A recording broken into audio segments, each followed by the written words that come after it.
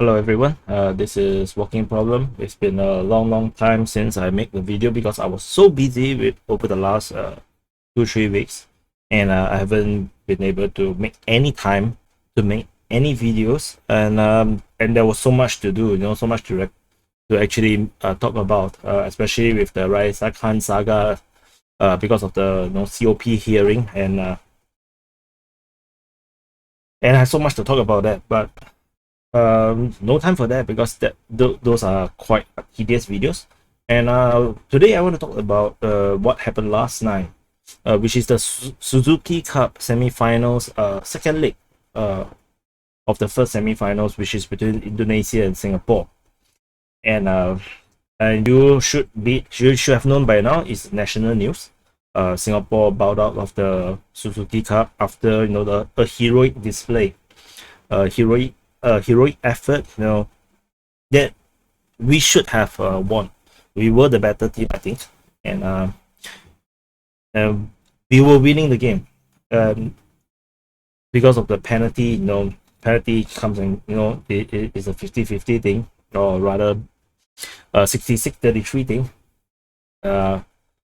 Faris Ramli failed to convert the penalty with a very predictable and lame effort that was saved by the Indonesian keeper, and we were out because playing with 9 men, 2 red cards in extra time, another half an hour of games. I think even with 1 red card, that would be quite impossible. So today's topic is actually to review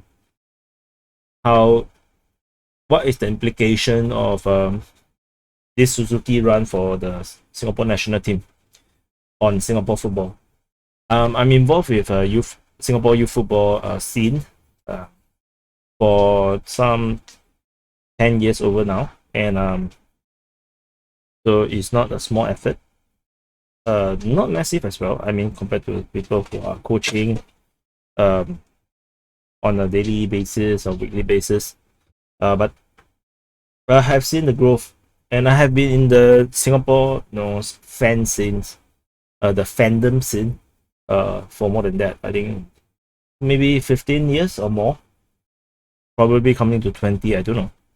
I was part of the Kallang Raw forum. I was even I was so active that I became a moderator, and I have seen how the Singapore national team have evolved.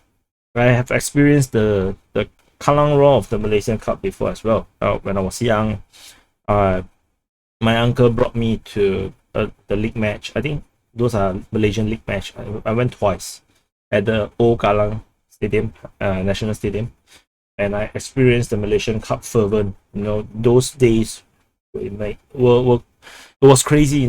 I have only two times I went, and I cannot forget that energy, that the atmosphere, and I'm not even those the hardcore fans of those days, of the 94 Dream Team.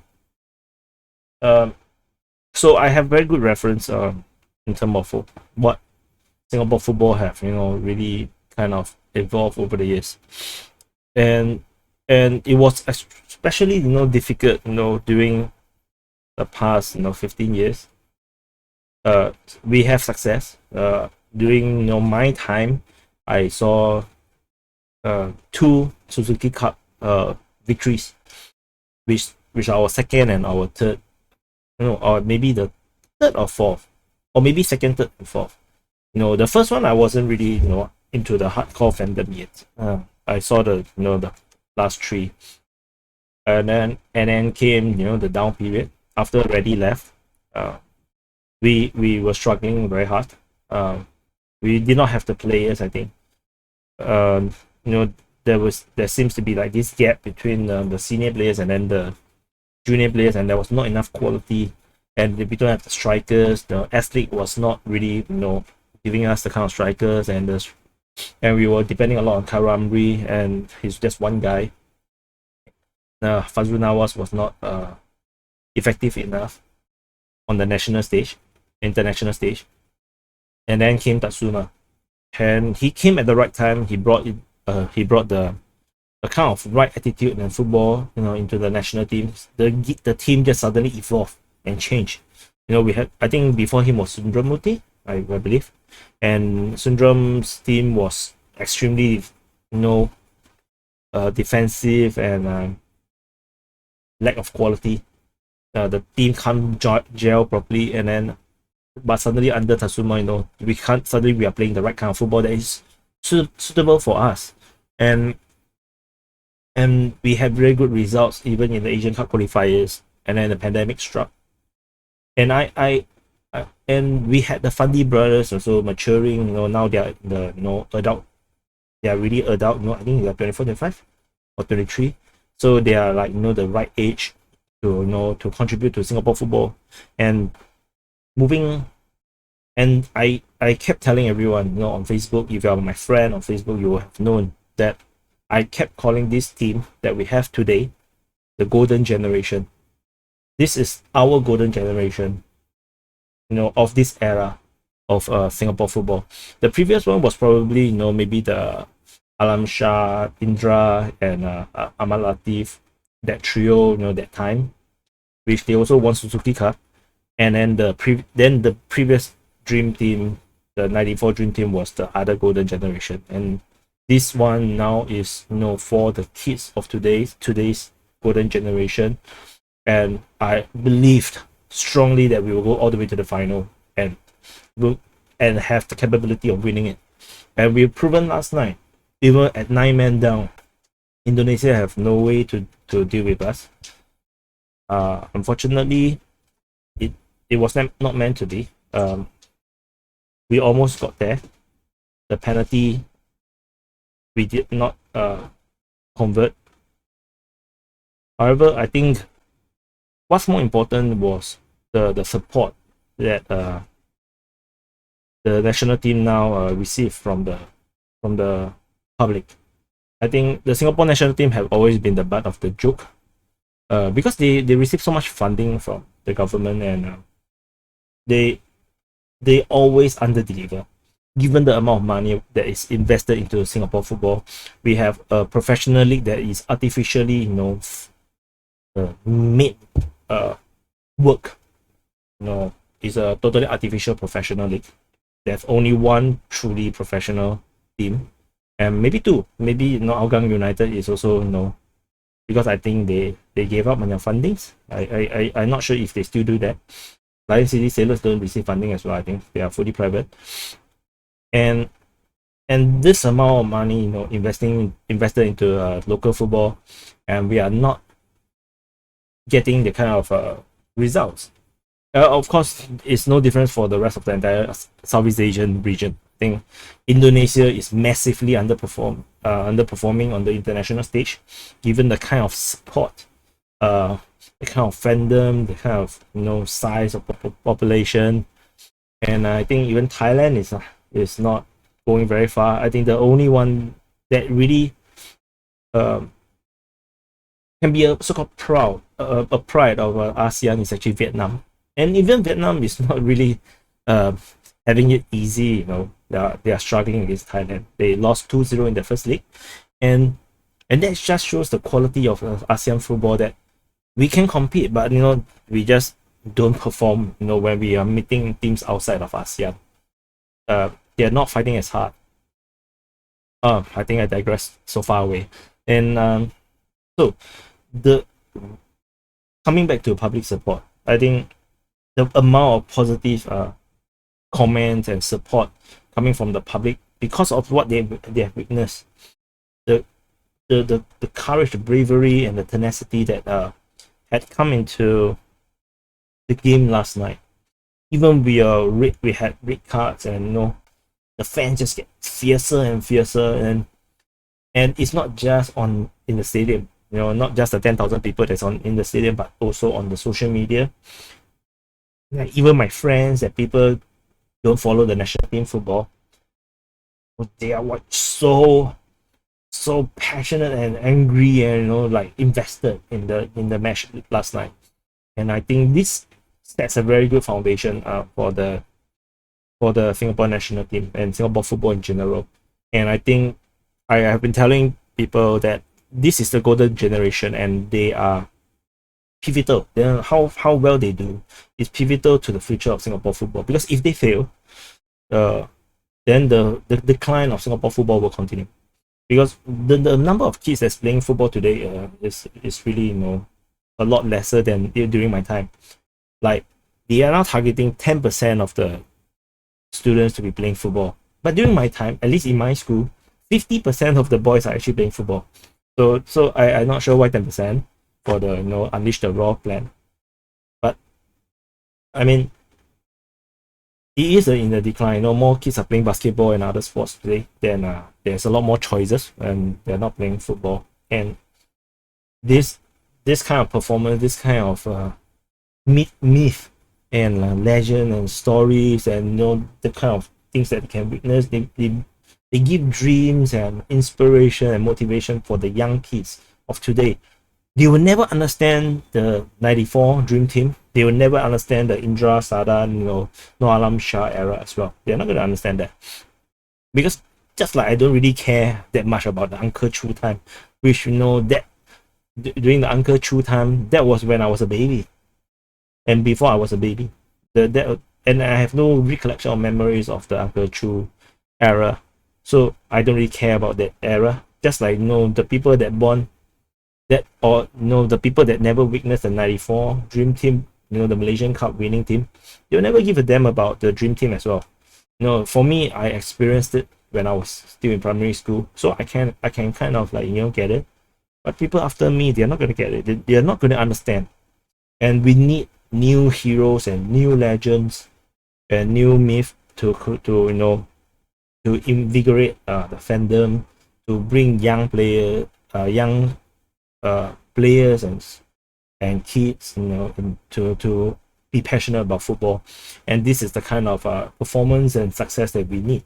And I think, you know, even though we did not go into the finals, I think getting into the semi-finals, giving Indonesia a run of for their money, and getting so close, you know, we are just like minutes away from becoming the finalists. I think that is a success on its own. I think under Tatsuma, I think he did a fantastic job, you know, to bring this belief and this, you know, this willingness to fight to the end. I think this is something that had never been a Singapore football trait. It's not really a Singaporean thing. To be honest, it's not a Singaporean football thing. Singapore football, you know, you if you are new to Singapore football, you might be thinking that this is the normal thing, but it's not. Singapore football had always been like, once we concede a goal, we will immediately collapse. The players will immediately give up. That they're like, you know, the kind of the speed, tenacity will just drop by half. Every single time, you know, I have been following following Singapore football closely for at least 15 years, and at least, and then in the games that I went to watch, Singapore national team always, you know, at their, you know, they lose their heart the moment we concede the goal. You know, we will fight very hard, you know, when it's still 0-0. And then the moment we concede the goal, which is very common, you know, because in the Asian Cup or World Cup qualifiers, we are always playing against Middle East teams, you know, and, you know, Central Asian teams, or they're so strong. The Middle East teams are so strong. The Arab teams are so strong, and we will definitely lose, you know, most of the time. And then when we concede a goal, you can just feel it. You know, when I was in the stadium, you can just feel that the entire energy level and the motivation of the national team just collapse. And then you will witness it, that they cannot fight anymore. They just not fighting as hard anymore. Maybe you see one or two players trying very hard, but the entire team as a whole, they just lost faith. It's like, you know, yesterday, you know, when we watched Indonesia, towards in the last 20 minutes, where Singapore was dominating the game with 9 men against 11, and, you know, Indonesia was totally out of sorts. They are like totally not dealing with the, you know, the game. That was what it looks like, you know, all the time for Singapore national team. And, you know, like every move is wrong, 50-50 challenge, they will all lose. They're always getting to the ball late. And that was Singapore football for the longest time. we can only perform in the Suzuki Cup, and then and then any other games, we look like shit. We can't compete.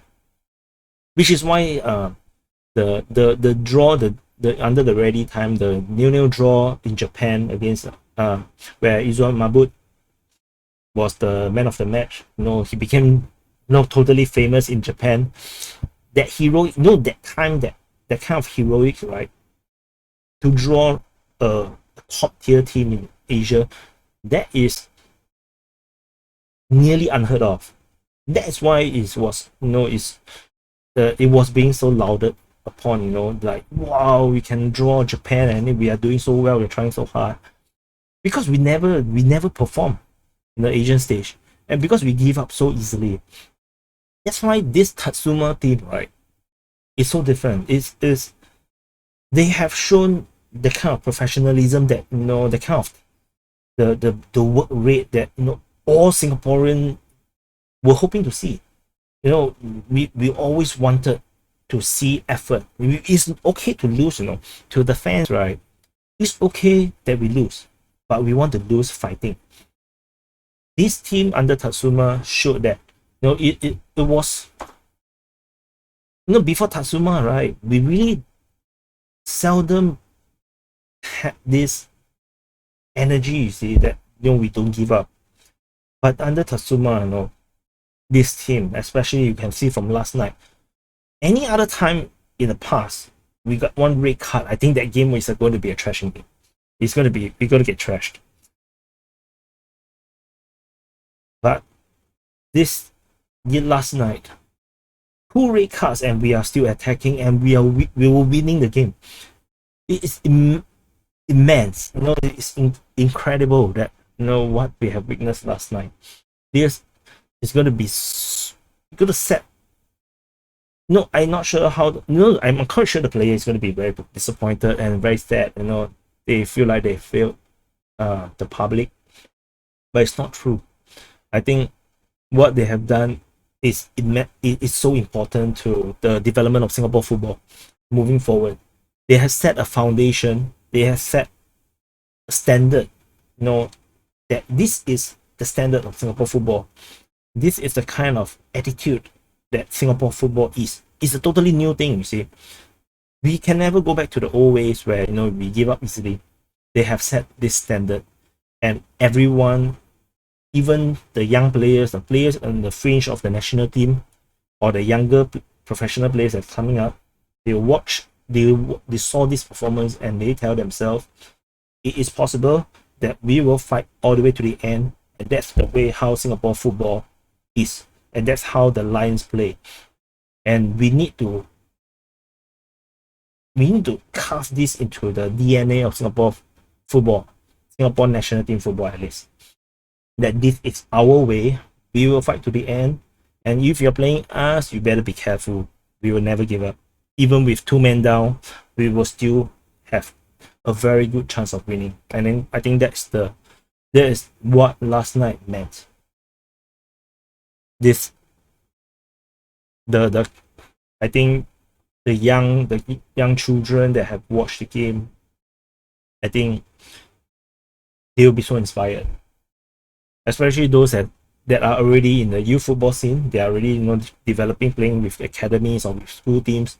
I think they have now someone to look up to. They have heroes and stars to look up to. Have this memory of this amazing match. That we never give up, just like the lion, the king of the jungle. And I think this is my takeaway from the match and the entire run of the Suzuki Cup. And I think the near future will be brilliant for Singapore football, and we can revenge next year, because Suzuki Cup is coming back next year. Because now it's 2021, we are playing 2020 edition. 2022 is the next edition, so it will be just next year. So this team will still be around. I think we will be the team that other teams will be fearing. After they saw this performance, they'll be like, "Oh, freak, man, Singapore." I think that will likely be the case. And then I think kudos to Indonesia. I think they have improved so much. Indonesia always tend to underperform, and they now have such a good attacking squad. Unfortunately, I still think that Singapore is the better team. Despite Indonesia going to the final, I think Singapore is the better team. They are not very far away. To be honest, Indonesia is not very far away from Singapore's standard, but Singapore is the better team. Singapore should be the one that goes to the final to meet either Vietnam or Thailand. And I think Indonesia is gonna be an easy final for either Vietnam or Thailand. That's my opinion. But that's my opinion. Who knows? Because Indonesia drew Vietnam right during the group stage. So anyway, that's my take. I talk so much. It's 20 minutes. So anyway, that's my point of view, and I'll hope to see you soon. Where I want to talk about the Committee of Privileges hearing. I got so much to talk about. I've been watching. All the plan is to watch every single hearing in full. So I've already finished Faisal, and I also finished the entire 10 hours Pritam Singh. I'm now in the middle of civilian. And then there's more videos coming up from behind after that. I think there's James Lim and gang. Looking forward to watch them. Hopefully I can give some good opinions and analysis of what it is about. But anyway, thanks for watching, and please like and subscribe, and I'll see you in the next video.